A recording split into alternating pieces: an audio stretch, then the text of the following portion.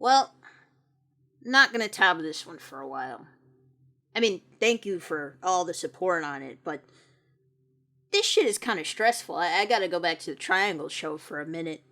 I've got something more video essay coming out in the next few days. I think you'll like it. I would consider it a winner, but we'll see when the time comes. I actually do have a Halloween video cooking. Hopefully it comes out on time, but I also had a strong feeling that nobody would be talking about this episode this year, like any other year. And quite frankly, there were way too many Halloweens where that's happened. We're putting a stop to it right now. I doubt this will be the deepest dive possible, but maybe it'll encourage somebody to check it out. Even if you're not a fan of the show, it's got something for everybody. Phineas and Ferb has a very particular history with Halloween episodes. Most of them are weighted on opposite sides of the series' initial run, either mostly being released during Season 1 or Season 4. Being diverse in size, scale, and setting, there was never any consistent mold for any of them to fit. They've told straightforward Halloween stories, they've told fictional stories with the main cast, they've also done spooky episodes outside of the spooky month. The first one we ever got to see was merely themed around the creation of a haunted house, but it was able to carry a spooky atmosphere well against the intensity of the summer heat. In a way, all of them were ambitious to some degree, and many types of fans could have a different favorite. I know I have mine.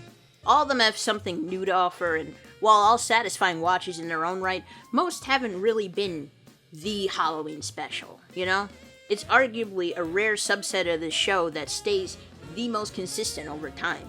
So the nature of this one existing as the final one makes it all the more special. Its exact backstory is unclear, but we do know that it was made to extend the first run's lifespan.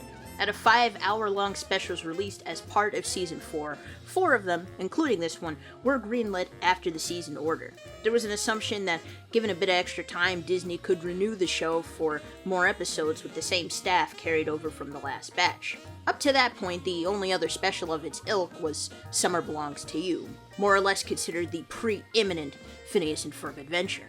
While this additional pickup didn't occur until, about a decade after the fact. It's rather serendipitous that one of the attempts to keep this show alive was through the creation of a dramatic zombie takeover. What's the emergency? Pharmacists! Pharmacists! Phineas and Ferb. Agent P, Oka has fallen. I repeat, Oka has... Night If we don't make it, Danville falls! of the Living Here they come! Pharmacists.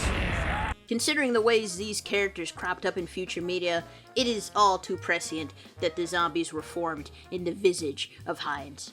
This reminds me of absolutely nothing at all. This is entirely new to me.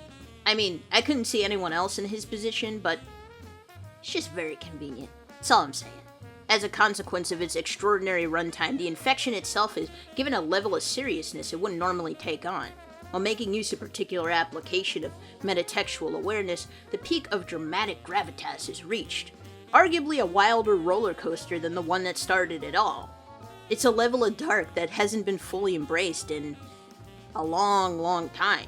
Like the movie's climax hit the crescendo of the world being taken over by an interdimensional fascist dictator, and it was still not as threatening as this shit. On a technical level, it's a really impressive project. There's a veritable smorgasbord of memorable shots and angles they employed here. It's often enough that later in the run, the background work can easily eclipse various scenes by way of complexity. I kind of think of it as them outgrowing the show because it becomes a bit harder to believe that something like this character is cavorting within that environment. Here, limited to a setting that's been well fleshed out visually in the previous seasons, it's more pertinent that the staging and the lighting can tone match effectively. The latter in particular is stressed quite a bit. It's a spooky time special, but they truly were serving here. A lot of the time, this is a pretty flat-looking show, even with nice visuals, but the focus on these secondary elements really utilizes a whole lot with a whole little. The story itself is neatly split into 3 plots that quite cleanly converge within the last 10 minutes or so. The first neatly focuses on how the kids deal with the contagion and eventually come to solve everything. They went from bouncing around the world to bouncing for their lives. The pacing is kept quite well, and predictably, things don't heat up until the second half. The progression of the contagion and how it gradually ramps everything up is an important piece of the puzzle. This one also neatly folds in Doof's misadventures around it. Technically he's omnipresent within the entire plot, but he fits best here because he can converge upon the kids' subplot without disrupting anything. The second is centered around Vanessa and Candace, who are paired together by mere coincidence, and whose relative oblivion to the rampant zombie infection provides a vicious mix of levity and suspense. Their group is stuck right in the middle of the action, and they don't last too long in isolation, but the time spent there was pretty funny. Apparently the subplot was thrown together to elevate Candace. They give her a positive life lesson here. They repurposed a bunch of background characters just to make this point. Like this one, they literally took her from the Robots music video. I don't want to give it away entirely, but it's pretty well done. It would have been more meaningful if her role was a bit bigger, but it was a decent watch by itself. The final one is arguably the most meticulously crafted, which is wild because it only takes place between two characters. It's established early on that on this specific day, Isabella had set out to earn an emotional bravery patch. And for her, that would mean finally owning up to her planet-sized crush on Phineas, to Phineas. On paper, couching fan service for the most visible ship within a zombie takeover plot sounds like a crazy idea. In execution, it works quite well, partially because it's defining a portion of this character that's often been neglected, which is how she perceives bravery. In many ways, this character is a force to be reckoned with, yet for a good chunk of the show, she's beaten herself up for her own perceived lack of tenacity towards pursuing the crush. The universe reneges the few advances she makes, and she sees it as her fault. I froze up. I didn't do this. I messed up. I couldn't do it. And this is a view that trickles down to the audience. Normally her challenges in this area are one-sided, but thematically, it's actually a shared experience, because in the midst of all the chaos, Isabella accidentally splits off from the boys. It takes them a while to even notice that she's gone, but once they do, the triangle-headed one is a touch concerned. Ah! Ah! You've been chill out, you're fine. I'm vindicated. Now this kid has spent the entire summer saving various people from danger or certain doom an untold number of times, including his own friends. Never has there been a point when he is so shaken by a clear and present danger. He saw his parents and his older sister and his brother turn to the doof side, and he still wasn't this fucked up. He doesn't normally express this much regard for Isabella either, because everyone knows she can handle her own shit. But here, he's a mess. He's a hot mess. Ignoring the fact that he was the person who saw her last, and it took him probably at least an hour within the universe to figure out that she wasn't actually there, this is especially telling. It's difficult to describe Phineas beyond a surface level, but the most common descriptor his creators would use is unflappable. He is unfazed, nonplussed, almost blasé. And when you think about it, it is an all-encompassing assessment.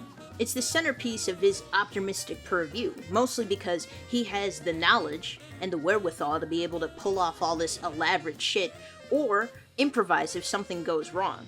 It's why their friend group has been able to navigate considerable dangers so well before. This is the only time he's been truly scared of the outcome. When he got upset in Across the Second Dimension, he felt betrayed. When he got upset in Mission Marvel, he was fed the fuck up. And even in Summer Belongs to You, it was just a brief moment of frustration that got him. Get on the trike. There's no way I'm Get on the trike. When he got upset here, he was horrified. Like, fearing for his life, horrified. Then he starts blaming himself, which he almost never does. I don't see her. I don't know where she is. What would I do if something happened to her? In the final 5 minutes, when the remaining survivors start getting picked off one by one, the patch actually comes back in full force. It's regrettable the original ending wasn't followed through, because it was truly the conclusion everyone deserved. Isabella, are you okay? Yeah, just a little foggy. What happened? I remember building the vortex sprayer, but after that, I've got no clue. The only thing that sticks out in my brain is your patch. I don't know what happened, but I do know that I'll hang on to this patch for the rest of my life. Oh, Phineas. I've been trying to talk about it without retreading old scripts, but if there's any point worth repeating, It's that this was the ticket. You can cope and seethe over After Age if you want to, but this was the realest shit the entire time. Had one of the original endings been fully produced, it could have concluded this whole saga so well. The only thing that impressed me more than this subplot was how the music was handled. Up until the release of Candace Against the Universe's soundtrack, Phineas and Ferb lacked a single release with parts of its score wrapped in. This includes releases specific to one special. Granted, there wasn't more of a need to do this until later on in its lifespan, but plenty of ambitious episodes have been neglected within the scope of its album releases. In isolation, the songs that debuted here are rather disparate from the score, but by themselves, they're quite pleasant, as evident by their inclusion on Last Day of Summer soundtrack. The actual instrumentals are in their own sphere of interest. The 5.1 masters need to be thrown in a museum somewhere. We gotta study this shit. I don't really know how to cap off, but this special is peak. The only thing working against it was the timing, and it sucks ass. It had the privilege of being a part of the season that took 3 years to finish airing and was subject to numerous leaks. As a consequence of airing on its actual home network first, it brought in sizable ratings for its time, but was largely left forgotten until more recently. There are plenty of people that are still figuring out that this show ended at all, let alone uncovering episodes they've never seen before like this one. So I'm hoping that this one picks up traction sooner rather than later, so we can all mutually commiserate over just how awesome this special truly was. Too bad that none of it was canon. Or was it? Horror movies. Scary, but so unbelievable.